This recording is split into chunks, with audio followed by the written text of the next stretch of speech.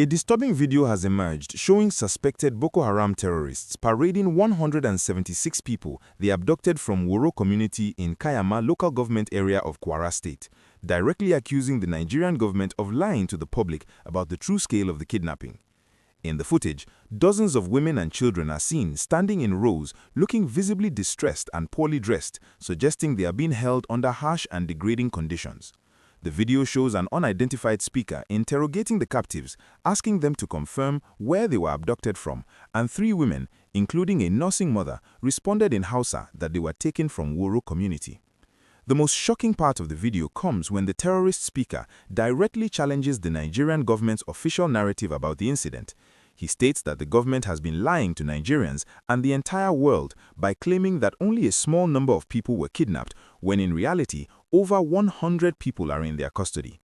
This direct accusation puts the federal government in an extremely uncomfortable position, raising serious questions about transparency and whether authorities have been deliberately downplaying the severity of the attack to avoid public outcry and international scrutiny.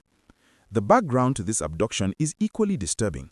On February 3, 2026, terrorists launched a coordinated assault on Woro and the neighboring village of Nuku, taking out at least 162 residents in what has been described as one of the deadliest attacks in Nigeria in months. The emir of Woro himself remains missing, with fears that he may have been abducted, and his official vehicle was reportedly seized by the attackers and used to transport some of the kidnapped victims into the forest. What makes this attack particularly horrifying is that it was not unexpected. The community had received multiple warning letters from the terrorists over a period of 5 months.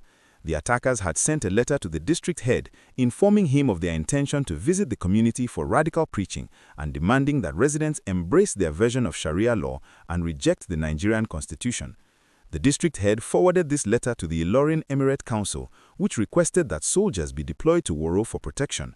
A team of soldiers was indeed sent, but they withdrew after a few weeks when no attack occurred, leaving the community vulnerable. If you are shocked by this development and want to stay informed about critical security issues affecting Nigeria, please hit that like button and subscribe to this channel so you never miss important updates that could affect you and your loved ones. The video showing the abducted victims has raised urgent questions about what the Nigerian government knew and when they knew it.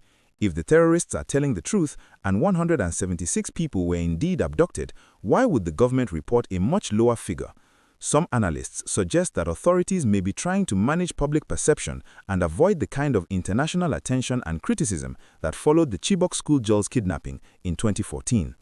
Others believe the government may simply not have accurate information due to the remote location of the affected communities and the difficulty of conducting proper headcount in the chaotic aftermath of such attacks.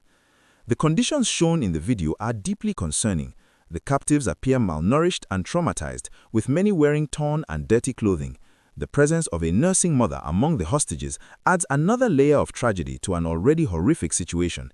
History has shown that people abducted by Boko Haram face unimaginable horrors in captivity, including forced marriages, forced labor, and indoctrination. President Bola Tinubu has announced the launch of Operation Savanna Shield in response to the Kwara attacks, which includes the deployment of a battalion to the state and the appointment of a field commander to oversee operations aimed at protecting local villages and defeating the terrorists. However, many residents and security experts are skeptical about whether this response will be effective, given the long history of military operations that have failed to eliminate the Boko Haram threat. For the families of those shown in the video, the wait for news about their loved ones continues. They are living in agony, not knowing whether their relatives will be released, killed, or held indefinitely as bargaining chips in negotiations with the government. The propaganda value of this video for Boko Haram cannot be underestimated, as they allow them to project power, embarrass the government, and demonstrate that they can operate with relative impunity in certain parts of the country.